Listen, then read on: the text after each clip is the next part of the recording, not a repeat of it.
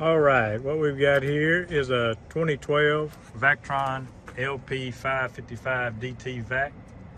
It's got a 36 horsepower Yanmar diesel.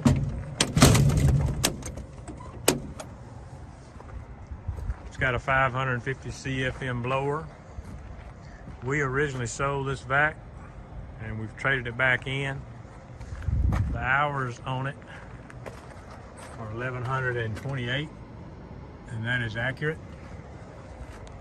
Just wanted to do a little video walk around so you can see what kind of shape the VAC's in.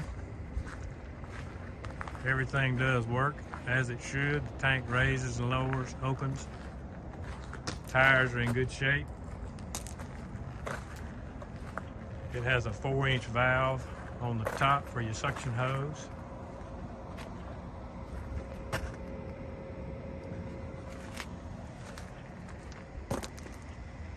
Water pump does work.